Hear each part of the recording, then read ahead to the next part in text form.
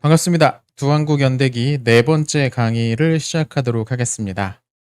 지난 세 번을 했는데요. 여러분 어떻게 잘 따라오고 계시는지 모르겠습니다.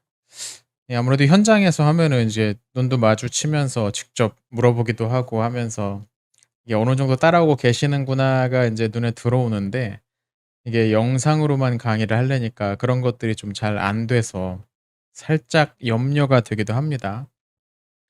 근데 뭐 영상으로 하는 거에 장점도 있죠.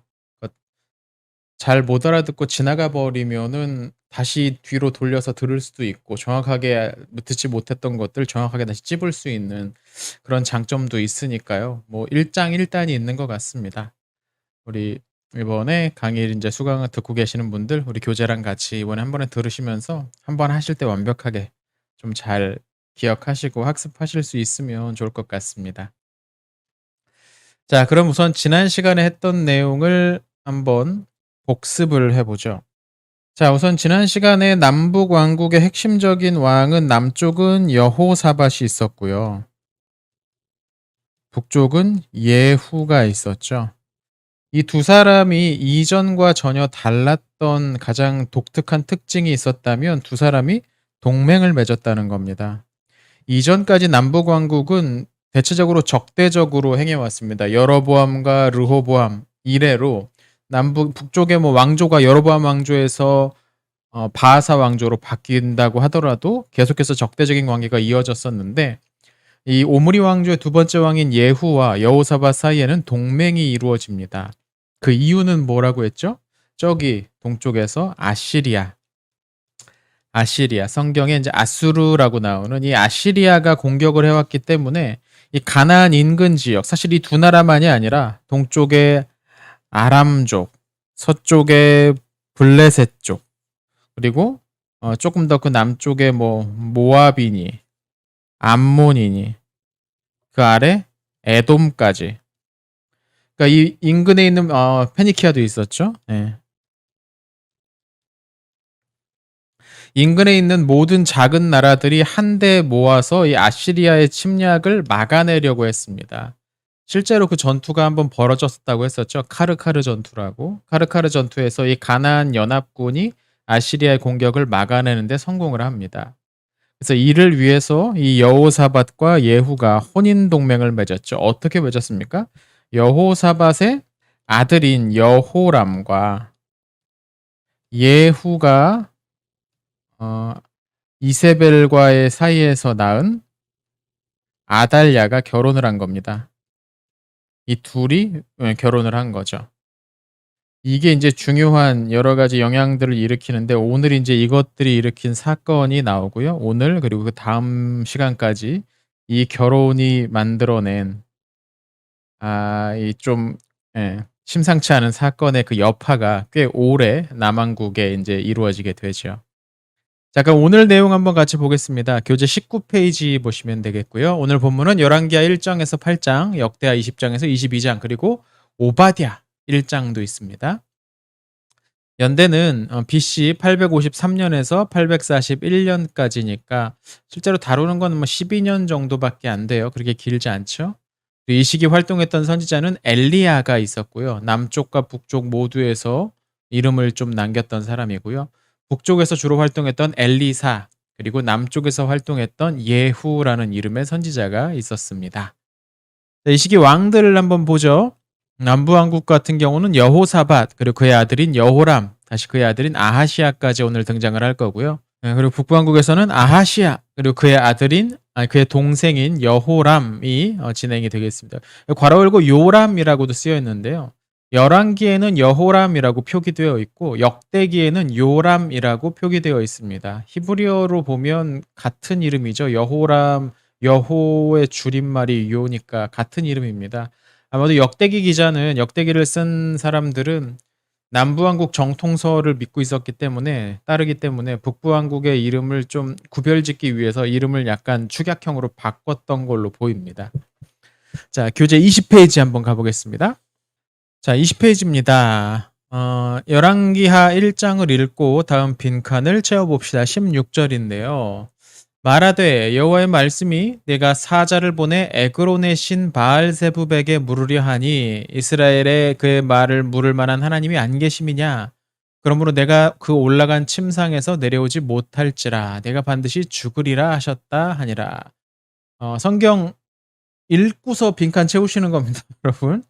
빈칸만 채우시면 되는 게 아니고 그 위에 몇 장에서 몇 장, 몇 절에서 몇 절 읽으세요라고 써 있잖아요. 그거 읽고 나서 빈칸 채우시는 겁니다. 네, 오해하시면 안 되는데요. 자, 거기 열왕기상 21장 1에서 51절, 열왕기하 1장, 역대하 20절에 20장에 35절에서 37절까지를 읽고서 이제 빈칸 채우시는 거예요. 자, 그럼 다시 본문으로 돌아가서요. 여기서 16절에 나오는 이 말을 하고 있는 사람은 누구냐? 성경 찾아보셨겠지만 엘리야입니다. 엘리야 선지자죠. 엘리야 선지자가 이 이야기를 하고 있고 여기서 말하는 네가 사자를 보내 하면서 내가 올라간 침상에서 내가 반드시 죽으리라. 이 엘리야가 반대편에 지금 말하고 있는 사람은 누구냐면 아하시아입니다. 아하시아는 북부 왕국의 왕이었죠. 근데 이 아하시아가 통치를 하는 데는 아하시아 본인의 어떤 힘도 있었지만 아마도 아하시아의 어머니의 힘도 꽤 있었던 것 같아요. 아하시아의 어머니가 누굴까요? 바로 이세벨입니다. 이세벨. 이세벨은 어디 출신입니까? 시돈 출신입니다. 페니키아 쪽이죠.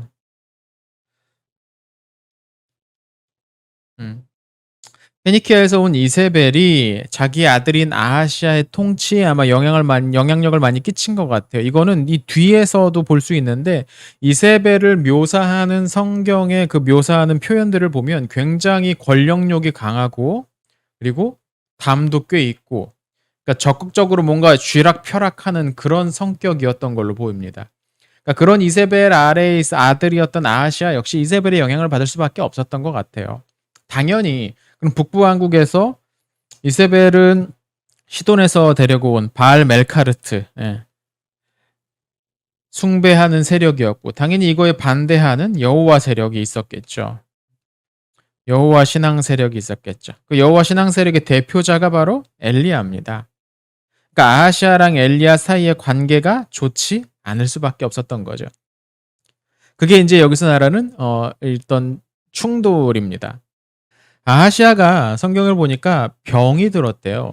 근데 이 병이 난간에서 떨어졌대요. 아버지가 그 사마리아 지원했던 아마 상하궁에서 어딘가에서 뭐 하다가 이제 떨어졌나 봅니다. 이 정도 되면은 꽤 큰 타박상의 아마 골절, 아마 그 이상의 어떤 심각한 중병이었나 봅니다. 이 당시에 뭐 항생제가 있었습니까? 아니면 뼈 뭐 치료하는 뭔가가 있었겠습니까? 그냥 붙들어 매는 수밖에 없었는데 시간이 지나도 낫지 않고 시름시름 앓으니까 이 아하시아의 어머니가 아마도 사람을 보내려고 했던 것 같아요. 아하시아에게 저기 가서 물어보자. 누구에게? 에글론이라는 곳에 도시의 이름입니다. 이 에글론에 사람을 보내서 거기에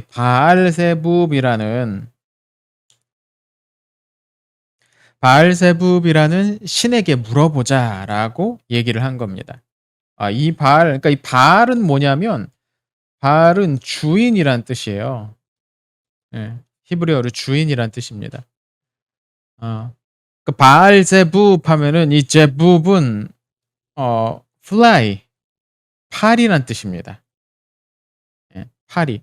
그러니까 바알제붑 하면 파리의 신 뭐 이런 뜻이에요. 약간 이상하죠. 파리의 신, 파리 모양을 한 신인가? 뭐 그렇게 생각할 수도 있는데 어떤 학자들은 그렇게 얘기하더라고요. 아마 이게 성경을 쓴 사람들이 우상의 이름을 일부러 좀 우스꽝스럽게 만든 건 아니겠느냐라고 추측하기도 합니다. 그러니까 바알세붑 하면 파리의 신 그렇죠. 근데 신약 성경에 보면요. 바알세불이라고 나옵니다. 바알세불, 여기 바알세붑에서 온 말인데요. 신약 성경에서 바알세불 하면 마귀들의 왕 뭐 이런 뜻이 예수님이 귀신을 쫓으니까 그 바알세불에 집혀가지고 자기 부하들 쫓아내는 거다라고 비난하던 사람들이 있었죠. 여기서 온 말입니다. 그러니까 유대인들이 이걸 멸칭으로 쓴 거예요. 멸칭이라는 거는 이 멸시하는 이름인 거죠. 멸시하는 칭호인 거죠. 우상의 이름을 일부러 우스꽝스럽게 만들고 조롱거리로 만드는. 그래서 이 바알세붑 파리의 신이라는 게 신약으로 와서 이제 바알세불이 된 겁니다. 이걸 마귀의 왕, 사탄이라고 이제 보게 되는 거죠. 그러니까 우스꽝스럽게 만드는. 여튼 아하시아가 사람을 보내가지고 바알세붑한테 이 병이 낫겠는지 알아봤다는 소문이 엘리야에게 들인 거죠. 그래서 엘리야가 중간에 가서 말을 딱 끊고 이렇게 얘기하는 겁니다. 야, 이스라엘에 네가 물어볼 신이 안 계셔서 그 우상 따위에게 가서 그런 걸 물어보느냐? 너 못 나가서 죽을 거야 라고서 엘리야가 딱 끊어버리죠. 무서운 사람입니다. 엘리야. 대놓고서 왕한테 가 너 죽을 거다라고 이야기를 합니다. 그러니까 그만큼 이 북부왕국에서 이 이세벨이 가지고 온 이 이방 신앙과 여호와 신앙 사이의 갈등이 심했다는 걸 보여주는 한 가지 예인 것 같습니다. 한편 성경에 또 한 가지 이야기가 나오는데요. 이 아하시아 때 그동안 이 북부왕국에 복속되어 있던, 종속되어 있던 일종의 속국이라고 할 수 있었던 모압이 전격적으로 독립을 합니다. 원래 이 모압은 이 북부왕국에 종속되어 있어가지고 일종의 속국 형태로 지내고 있었는데 이 아합이 길란 라몬, 그러니까 아람과의 전투에서 패하면서 공격했다가 패배하면서 힘이 약해지잖아요. 힘이 떨어지잖아요. 그러니까 이 틈을 노려서 모압이 우린 더 이상 북부왕국 섬기지 않겠다고서 독립을 해버렸다는 거죠. 생각해보면 지난 시간 말미에 여호사밧이 북부왕국의 아합과 함께 길란 라못 전투에 공격을 했다가 패전을 하고서 돌아온 다음에 인근에 모압이니 암몬이니 에돔이니 이 사람들이 이 민족들이 연합해가지고 여호사밧이 다스리는 남부왕국을 공격했다라는 그런 이야기를 마지막에 읽었었잖아요. 이게 가능했던 것도 아마 이 모압이 북부왕국에 복속되지 않고 이제 독립을 하면서부터 이 일이 가능하지 않았나 싶습니다. 왜냐면 여호사밧과 북부왕국의 예후 사이에 동맹이 이루어지고 있는데 모압이 북부왕국에 복속되어 있었다면 감히 이렇게 공격을 하지 못했겠죠. 근데 그게 이미 깨지고 모압이 독립을 하면서 나머지 작은 민족들에게도 그 여파가 이제 미쳤던 거죠. 자, 또 한 가지 이야기를 보죠. 자, 이렇게 북부왕국의 왕이 바뀌었습니다. 아하시아로. 남부왕국의 왕은 여호사밧이죠. 아하시아와 여호사밧 사이에도 서로 동맹 관계가 지속이 됩니다. 그러니까 아하시아의 아버지였던 아합과 여호사밧 사이의 동맹 관계가 그의 아들 때도 계속해서 이어지고 있었던 거죠. 성경을 보면 이 시기에 이 두 왕국이 함께 힘을 합쳐가지고 에시온게벨에서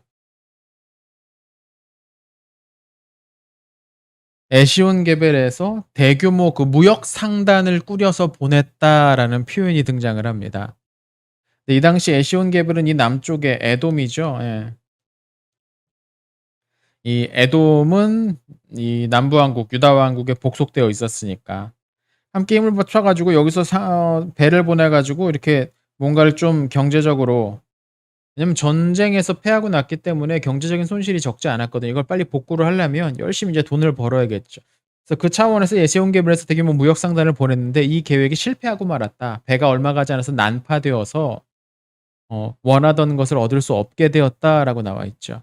그러니까 여호사밧은 지금 북부의 아합과 동맹을 맺은 뒤로 제대로 되는 게 하나도 없습니다. 하나 있었다면 아시리아의 공격 막아낸 거. 그거 빼고는 전쟁에서 패했죠. 군대도 많이 손실이 있었을 것이고 경제적으로 손실이 있었을 것이고 인근의 속국이었던 암몬 이런 사람들 공격을 해가지고 피해를 입었죠. 이 피해를 어떻게 좀 극복해 보고자 해서 북부왕국과 다시 손잡고서 해상무역을 시도했으나 이것도 실패합니다. 그러니까 결국에는 좀 되는 일이 거의 없는 북부와 손잡고서 그런 여호사밧의 지금 상황이었고요. 자, 그리고 아하시아는 얼마가 하지 않아서 죽고 맙니다. 아하시아 통치연대를 계산해 보면 실제로 한 1년 안팎이지 않았나 싶습니다. 1년 안팎만 다스리고 결국 죽어버렸어요. 앞서서 엘리야가 예언했던 대로 그대로 죽죠.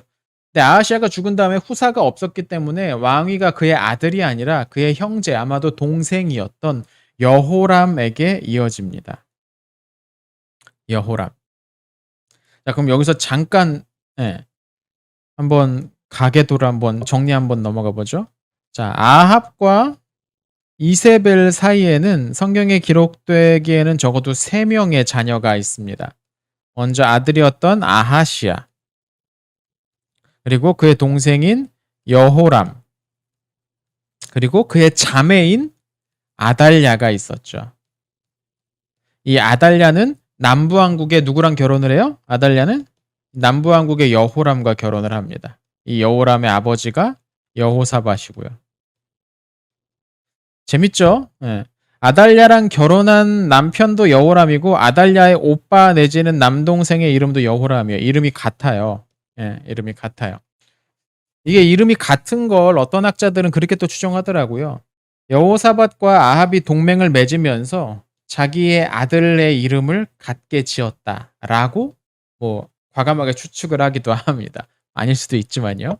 자, 20페이지 교재 20페이지 하단부 한번 보겠습니다. 북부왕국의 여호람의 즉위 한번 보겠습니다. 자, 형의 사망으로 뜻하지 않게 왕위에 오른 여호람에게 처리해야 할 문제가 쌓여 있었습니다. 여러 가지 문제가 쌓여 있었죠. 가장 먼저는 왕이 갑자기 죽었잖아요. 왕위에 오른 지 1년 만에 죽었단 말이죠. 2년도 못 돼서. 그러면 당연히 민심이 혼란해질 수밖에 없습니다. 이 혼란기가 되면 사람들이 웅성웅성해야 되고 막 여기저기서 문제가 생길 수밖에 없죠. 반란 같은 것들이 일어나기도 쉽고요. 인근 지역에서 공격이 들어오기도 쉽습니다. 이 왕이 바뀌는 그 시기가 왕정 국가에서는 되게 취약한 시기거든요. 자, 그런 문제를 해결하기 위해서 또 이 북부왕국에 또 하나 문제가 뭐가 있습니까? 자기 어머니였던 이세벨이 가지고 온 이 외래 신앙과 그 북부왕국에 남아있던 여호와 신앙을 따르는 사람들끼리의 충돌도 있습니다. 그러니까 이것들을 가만히 두면 안 되겠다 싶었던 거죠. 그래서 그가 한 것이 뭐냐면 전격적으로 바알 종교를 포기했던 것 같습니다. 그리고 왕국 내에 어느 정도 일정 지분을 가지고 있었던 세력을 형성하고 있었던 여호와 신앙에 충실하려는 사람들과 일종의 화해 제스처를 취했던 것 같아. 이 여호람이라는 인물이. 그래서 이 성경을 보면 이 북부왕국의 여호람 때 엘리사라는 선지자가 자주 그의 왕궁을 방문합니다. 그래서 이런저런 막 조언도 해주고 막 그래요. 이전에 한번 생각해 보세요. 아합 때나 그의 아들인 아하시아 때는 엘리야가 있었는데 엘리야랑 관계가 되게 안 좋아요. 양측 사이에 그냥 계속 싸우기만 했어요. 아합이나. 근데 여호람 때는 엘리사랑 관계가 괜찮습니다. 엘리사를 왕궁으로 초청도 하고 막 왕에게 사람 보내가지고 이렇게 해서 저렇게 하세요라고 엘리사가 조언도 적극적으로 해주고. 그러니까 이렇게 된 배경에는 아마도 여호람이 이 급작스럽게 이제 형이 죽으면서 왕이 되면서 북부왕국에 있었던 여호와 신앙을 가진 사람들과 일종의 이제 타협, 화해의 제스처를 했던 것 같아요. 그렇기 때문에 엘리사가 이런 조언도 이제 필요했겠죠. 그러니까 이건 어떤 내부적인 문제를 해결하기 위한 하나의 제스처였던 것 같습니다. 근데 또 하나의 문제가 있었죠. 뭐냐면 아하시아 때에 뭐라고 했습니까? 아하시아 때에 이 요단강 동쪽에 있었던 모압 쪽이 독립을 했잖아요. 예. 이 모압 쪽이 독립을 했던 거를 아하시아 때에 이걸 다시 재복속시키지 못하고 아하시아가 얼마 안 가서 죽어버렸으니까 독립한 채로 모압이 남아있었단 말이죠. 그래서 이 독립한 이 모압을 다시 재복속시키는 것, 이게 이 여호람이 해야 될 또 한 가지 일이었습니다. 첫 번째 게 내치였다면 두 번째 게 이제 외치였죠. 이걸 위해서 어떻게 하느냐? 다시 남쪽의 여호사밧의 힘을 빌립니다. 여호사밧이 초반에 군대를 좀 양성을 해놔서 그런지 자꾸 필려요, 이렇게. 그래서 여호람과 여호사밧 사이에 다시 한번 힘을 합쳐서 우리 같이 모압을 공격합시다라고 협상을 합니다. 가만 보면 여호람한테 여호사밧은 누굽니까? 자기 이 자매의 시아버지니까 사돈 어르신이잖아요. 둘이 관계가. 예. 그래서 다시 한번 손을 잡습니다. 그러니까 이 오므리 왕조랑 남쪽의 여호사밧 사이에는 굉장히 끈끈한 관계가 계속해서 이어지고 있었던 거죠. 여호사밧은 이때 남쪽에 있었던 자기 속국이었던 에돔과 같이 힘을 합쳐서 북부왕국, 남부왕국, 그리고 에돔 이 세 개의 힘을 합쳐서 모압을 공격하기로 합니다. 근데 이게 굉장히 치열하게 전투가 벌어졌는데 결국 모압을 복속시키는데 실패했던 걸로 보여요. 정복하지 못하고 모압은 그냥 계속 독립을 했던 걸로 같습니다. 성경에 그런 이야기들이 열왕기 하에 보면 그런 이야기들이 이제 나오죠.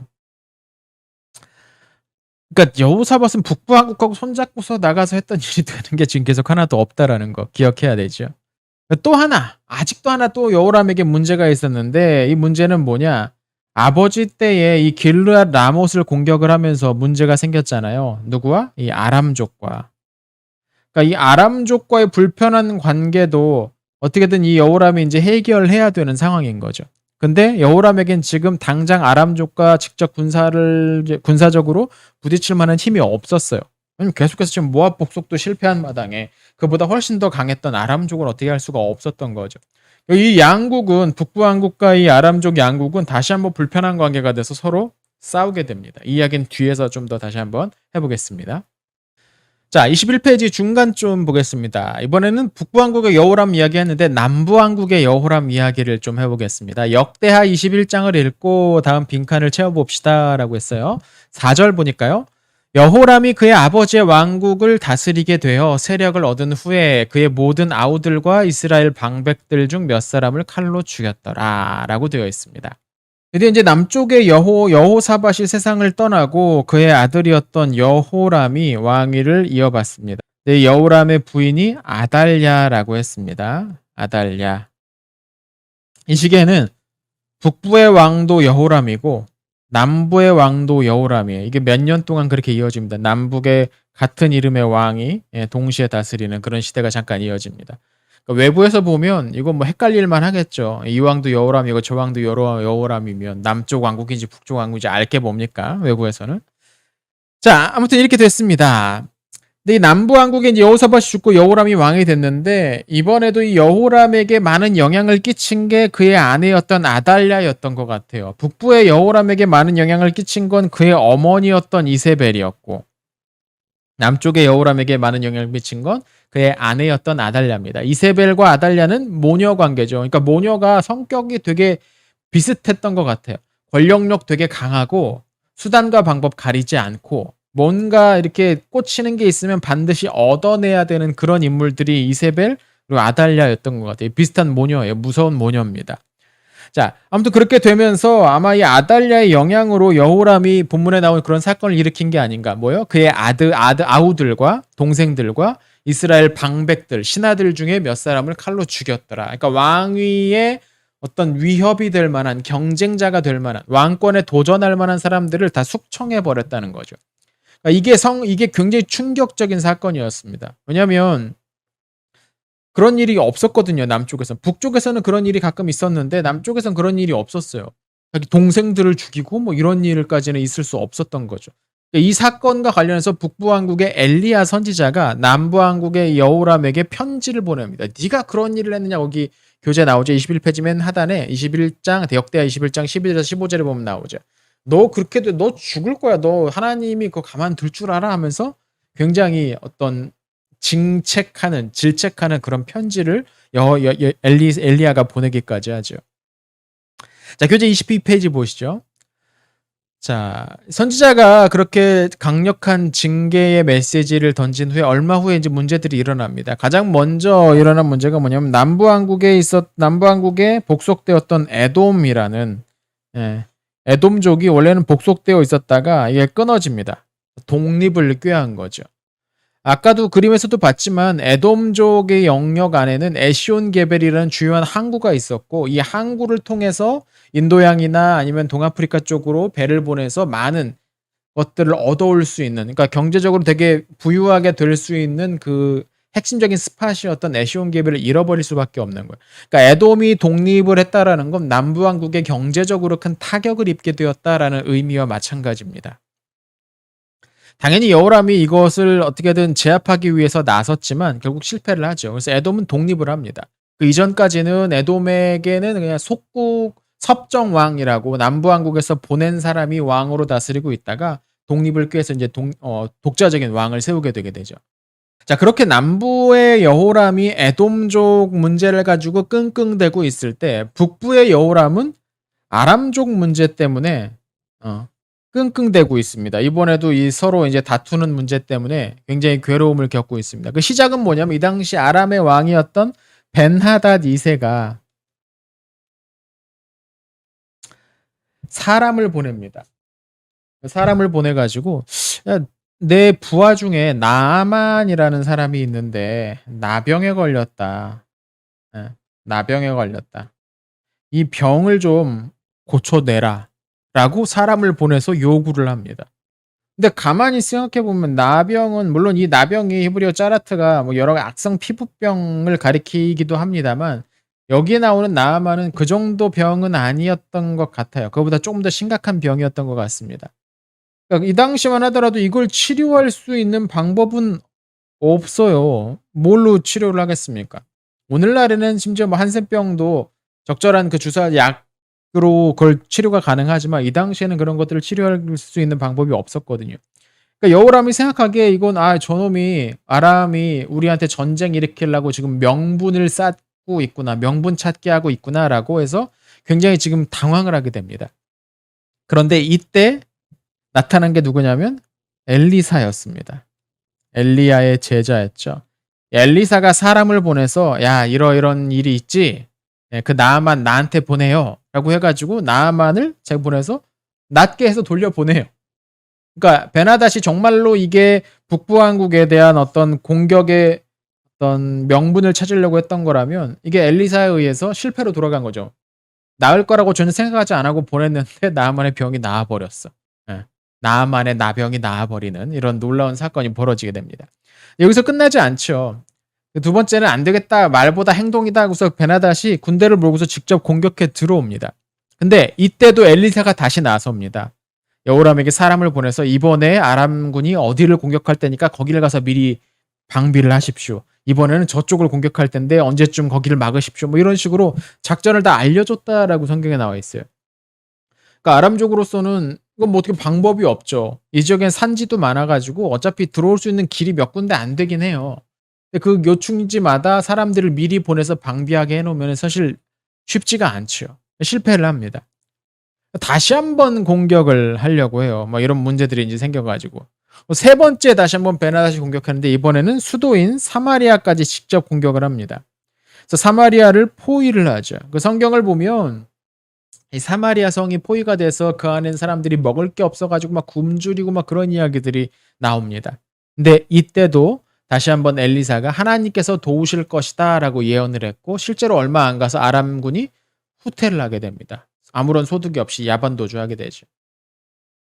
그러니까 북부왕국과 이 아람족 간의 싸움에서 이 엘리사의 역할이 굉장히 핵심적이었던 거죠. 그리고 이렇게 왕을 적극적으로 도왔던 건 아까 앞서 처음에 이야기했던 것처럼 이 북부왕국의 여호람이 바알 신앙을 포기하고 여호와 신앙을 믿는 사람들과의 적극적인 협력을 하기로 아마 정책 방향을 바꿨기 때문이었을 걸로 보입니다. 자, 그렇게 아람의 세 번의 도발이 모두 엘리사에 의해서 좌절됩니다. 저는 지금 이제 연대기라서 핵심적인 어떤 정치적인 상황 이런 것 중심으로 설명을 하고 있는데 성경은 이 이야기를 되게 길게 나눠서 쓰죠. 엘리사가 여기저기 어디로 막으라고 이야기해 주니까 베나닷이 당황해서 "이거 어떻게 된 거냐? 우리 안에 스파이 있는 거 아니냐?" 막 사람들 막 부하들 닥달하다 보니까 거기에 엘리사라는 사람이 있어 가지고 "우리가 하는 작전을 미리 다 알려줍니다." 그랬더니 "아 그래? 그럼 그놈부터 잡아와야겠다."고 사람 보냈더니 뭐 엘리사의 집을 포위하고 막 난리가 나니까 엘리사가 기도했더니 그 포위를 하러 보냈던 그 별동대 뭐 눈이 다 멀어서 어 공격하러 왔다가 도리어 잡혀버리는 뭐 그런 사건도 벌어지고요. 그러니까 이런 엘리사의 어떤 여러 가지 기적적인 일들이 성경에 조금 더 자세하게도 많이 나오죠. 근데 지금 저희는 어떤 큰 그림 중심으로 나가기 때문에 이 부분에서는 일단 여기까지만 설명을 하도록 하겠습니다. 자, 그렇게 북부왕국의 여호람과 아람 사이에 전투가 어느 정도 마무리가 됐을 때 남부왕국은 어떤 상황이었을까요? 교재 23페이지 한번 보시고요. 역대하 21장 16절 17절 읽겠습니다. 여호와께서 블레셋 사람들과 구스에서 가까운 아라비아 사람들의 마음을 격동시키사 블레셋은 이 서쪽이고요. 그리고 구스에 가까운 아라비아는 아마 이 남동쪽인 것 같습니다. 예. 이 사람들을 격동시키사 여호람을 치게 하였으므로 공격했다는 거죠. 그들이 올라와서 유다를 침략하여 왕궁의 모든 재물과 그의 아들들과 아내들을 탈취하였으므로 막내 아들 여호아하스 외에는 한 아들도 남지 아니하였더라.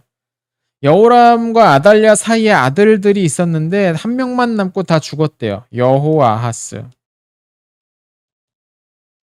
근데 아마도 나중에 그 이름을 아하시아로 바꾼 것 같습니다. 왜냐면 여호람의 뒤를 이어서 왕이 된 게 아하시아거든요. 그러니까 이름이 아마 바뀐 것 같고 이 이름을 바꾼 데에도 아마 이 아달랴의 영향력이 있지 않았을까? 왜요? 기억나시죠? 아합의 맏아들이 아하시아였어요.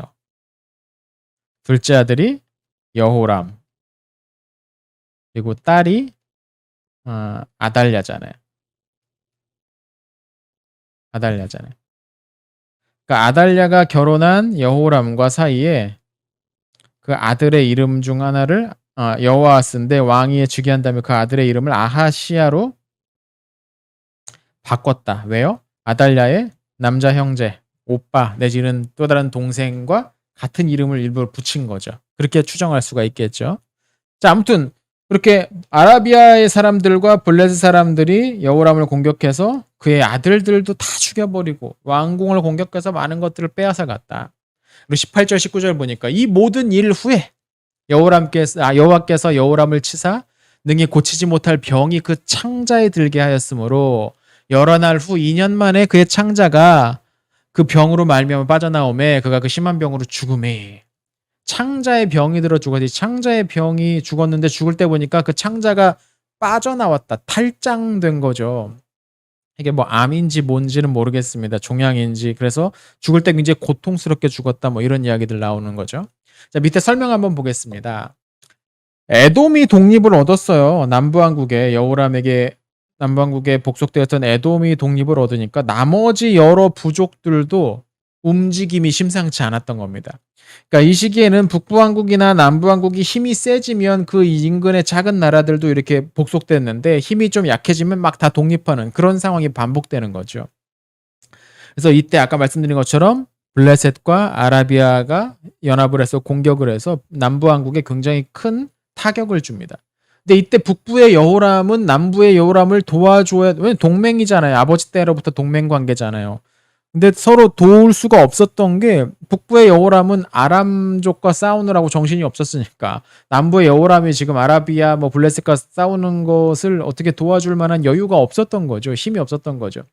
그러니까 남북 왕국의 여호람은 굉장히 지금 상태가 안 좋아요. 나라 상태가 안 좋아요. 자, 그렇게 약탈을 당하고 아까도 말씀드린 것처럼 아들들도 다 죽어버립니다. 간신히 막내 아들 하나만 남았다. 슬픈 일이죠. 자, 그런 일이 일어나니까 왕국이 갑자기 확 쪼그라들게 되잖아요. 왕으로서는 굉장히 큰 충격을 받았을 수밖에 없을 겁니다. 여호람 자체가. 부인 말 따라서 동생들도 다 죽여버렸고 아들 하나 남고 아들까지 다 죽어버렸다. 이거 왕가가 이 다윗 왕조 자체가 무너질 수도 있는 위기잖아요. 경제적으로도 굉장히 이제 공핍한 상황이 됐을 겁니다. 결국 이제 속병이 나는 거죠. 이렇게 여러 가지 사건들이 벌어지니까. 여호람이 이제 몸져 누웠고 2년여 동안 괴로워하다가 결국엔 세상을 떠나고 아들인 아하시아, 남아있던 여호아스의 이름이 아마 바뀐 걸로 보입니다. 아하시아가 왕위를 이어받게 되는 거죠. 남왕국의 여호람은 거의 실패밖에 못했던. 성경 아까 그 읽었던 뒷부분 역대하 21장 19절 쪽 보니까 그 백성이 그들의 조상들에게 분향했던 것 같이 그에게 분향하지는 않았다. 무슨 말이냐면 열왕기를 보면 그가 다윗성에 장사되었다라고 나와요. 예루살렘 성의 일부를 가리킵니다. 다윗성은. 근데 역대기를 보면 그가 다윗성 안에 장사가 되긴 했지만 역대 왕들의 묘지에는 묻히지 못했고 나아가 아무도 그의 죽음을 슬퍼하지 않았더라라는 표현까지 나옵니다. 그러니까 왕이 죽었는데 백성들이 아무도 그 왕이 죽은 것을 슬퍼하지 않아. 잘 죽었다. 그러니까 민심이 완전히 떠나버렸던 거죠. 이 여호람 시기에. 자, 그렇게 남북 왕국의 여호람 시기에는 되는 일이 하나도 없었던 그런 시기였습니다. 그리고 이 시기에 북부 왕국을 가장 괴롭혔던 아람의 한 가지 정변이 또 발생을 하게 되죠. 자, 교재 24페이지 한번 보겠습니다. 열왕기하 8장을 읽고 빈칸을 채워봅시다. 8장을 다 읽으시고 빈칸 채우셔야 되는 거예요. 그냥 빈칸만 채우시면 안 돼요. 12절 보니까 하사엘이 이르되 내 주여 어찌하여 우시나이까 하는지라. 여기서 하사엘이라는 사람이 등장해요. 그리고 내 주여, 주라고 부르는데 이 주는 여기서 말하는 주는 누구냐면 엘리사입니다. 하사엘이 엘리사에게 하는 이야기예요. 내 주여 어찌 우시나이까. 그랬더니 대답하되, 이 대답은 누가 하는 거냐면 엘리사가 대답하는 거죠. 내가 하사엘이 이스라엘 자손에게 행할 모든 악을 내가 알미라. 그들의 성에 불을 지르며 장정을 칼로 죽이며 어린아이를 맺히며 아이벤 부녀를 가르리라 하니. 그러니까 엘리사가 지금 하사엘을 찾아가서 뭔가 메시지를 던지다가 갑자기 우니까 하사엘이 왜 우시냐고 얘기했더니 네가 이런 일을 할 거라서 우는 거야 라고 이야기를 합니다.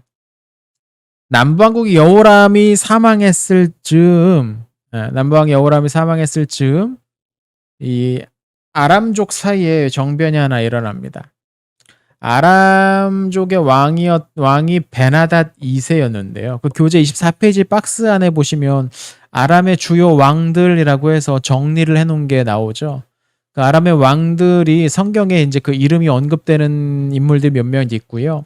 그리고 성경 외적 자료들을 교차 대조해가지고 정리해 놓은 겁니다. 베나닷, 두 번째 베나닷, 첫 번째 베나닷과 두 번째 베나닷을 이게 베나닷 1세, 2세 그렇게 잡죠. 이 베나닷이 하사엘에 의해서 죽임을 당합니다. 하사엘은 베나닷의 장군이었거든요. 하사엘이 새로운 왕이 되는 거죠. 근데 이 과정에서 엘리사가 어떤 그의 역할을 감당했다라는 거예요. 아람족의 왕의 어떤 핵심적인 장군한테 가서 엘리사가 뭐라고 메시지를 전할 정도로 아람족 사이에 엘리사에 관한 소문이나 명성이 어느 정도 퍼져 있었다고 추측을 해볼 수가 있을 겁니다. 꼭 뭐 여호와 신앙을 가진 건 아니라고 하더라도 야, 저 동네에 되게 유명한 어떤 뭐 마법사가 있다 뭐 이런 느낌인 거죠. 엘리사가 와가지고 하사엘한테 은밀하게 사람을 보내서 만나자고 하고 뭔가를 이야기했을 때 하사엘은 이것을 어떤 중요한 메시지로 여겼던 것 같고 실제로 자기 주인이었던 베나닷을 죽이고 새로운 왕이 됩니다. 자, 그렇게 아람에 쿠데타가 발생해서 정권이 바뀐 거잖아요. 이 정권이 바뀌었을 때 아까도 말씀드렸죠. 왕만 바뀌어도 취약한 시기가 된다. 왕정 국가에서 왕이 교체될 때 되게 취약해진다. 근데 하물며 쿠데타가 일어나서 정변이 일어나서 왕이 바뀌었다 그러면 더욱더 취약해지겠죠. 이걸 또 가만히 보지 못합니다. 북왕국의 여호람이 야, 이걸 가만히 보니까 야, 저기 아람족이 반란이 일어났대. 왕이 바뀌었대. 그러면 내부 분열, 내부 어떻게 수습하느라 정신이 없을 거 아니야? 이때 길르앗 라못을 공격을 하자. 이놈의 길르앗 라못.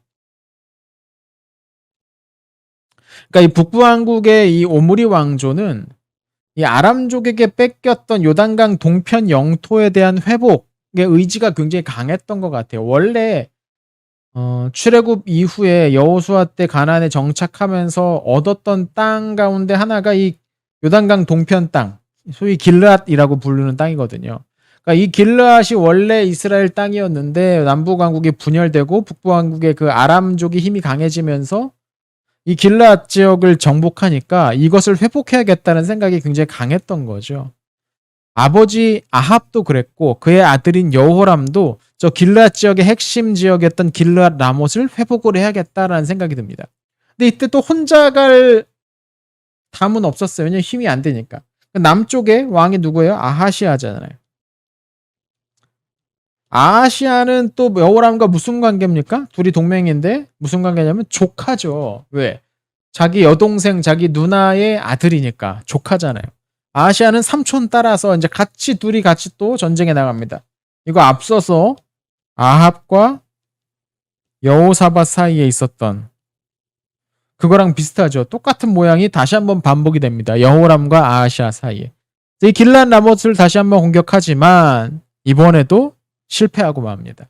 이 길르앗 라못은 이스라엘 왕들의 거의 무덤인 것 같아요. 하사엘이 여호람한테 큰 부상을 입히죠. 그래서 급히 돌아옵니다. 이스라엘로 돌아온 거 아니야. 성경 잘못 써진 거 아닙니다. 이스라엘이 어디냐면 이 북부에 있는 평야 지역입니다.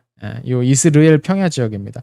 길르앗 라못으로 갔다가 상처를 입고 이스라엘로 도망쳤다라고 되어 있습니다. 아하시아는 삼촌도 도망갔는데 뭐 어떻게 되어 있습니까? 삼촌이랑 같이 도망칠 수밖에 없었던 거죠. 근데 이때 전 병력을 다 빼지는 않았던 것 같아요. 여전히 병사들은 여기서 전투를 하고 있는 거죠. 길랏 라모스에서 전투를 하고 있고 왕 둘만 도망친 거죠. 그러니까 이게 약간 무책임하다고 할 수도 있겠고 어느 정도 부상을 치료하고 나서 다시 한번 공격해야겠다라고 했던 것일 수도 있습니다. 여튼 이 길랏 라모 두 번째 길랏 라모 전투에서도 남북왕국 연합군은 크게 패배해버리고 둘은 여기 피해 있었죠. 나중에 내가 다시 한번 조금 회복하면 다시 한번 공격해야지 하고서 군대를 빼지 않았는데 그건 여호람의 착각이었던 거죠. 여호람에게는 두 번째 기회가 없었습니다. 그 이야기는 우리 다음 시간에 계속 이어가도록 하겠습니다. 자, 교재 24페이지 맨 하단부 보시면요. 남북왕국 대조 연대표가 나오죠. 아까 언급하지 않고 넘어갔는데 아시아가 즉위한 게 북부왕국의 853년이고요. 남부왕국의 여호람은 공동 통치를 시작을 한 게 역시 853년입니다. 여호사밧의 아들 여호람의 즉위 연대가 두 가지로 표현돼요. 성경 보시면 열왕기랑 역대기 가만 보시면 두 가지로 표현되는데 그 계산을 해보면 아마도 남부왕국의 여호사밧이 북부왕국의 아합과 함께 길르앗 라모 전투에 나갈 때 이 전투가 어떻게 될지 모르니까 나도 죽을지 모르니까 미리 자기 아들이었던 여호람을 섭정으로 이미 세워놨던 것 같아요. 공동 통치자로.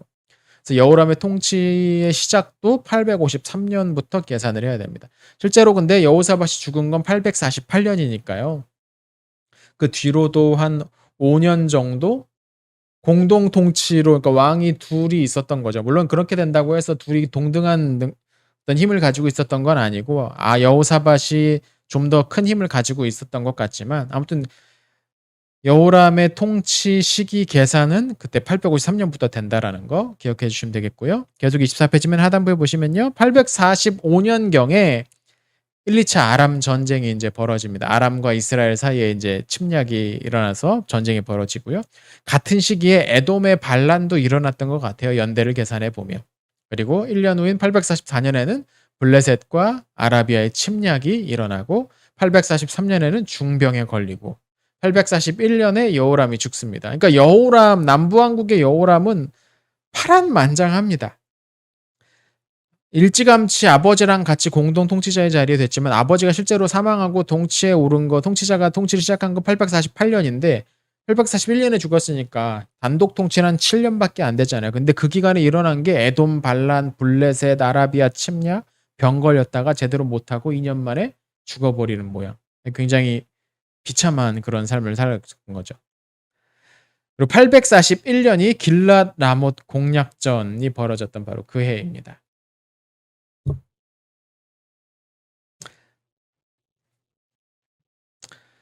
자, 그렇게 남북 왕국이 연합을 했던 두 번째 이야기를 마쳤는데요.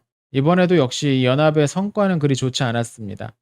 연합하면 좀 더 힘이 강해질 줄 알았는데 연합 자체가 중요한 게 아니라 어떤 연합을 하는가가 좀 더 중요했던 거죠. 자, 오늘 내용은 여기서 마치고요. 잘 모르시겠던 것은 다시 한번 반복해서 들어보시고 또 혹시 궁금한 것 있으면 댓글로 달아주시면 빠르게 대답해 드리도록 하겠습니다. 자, 여기까지 따라오시나 수고하셨습니다. 다음 시간에 뵙겠습니다.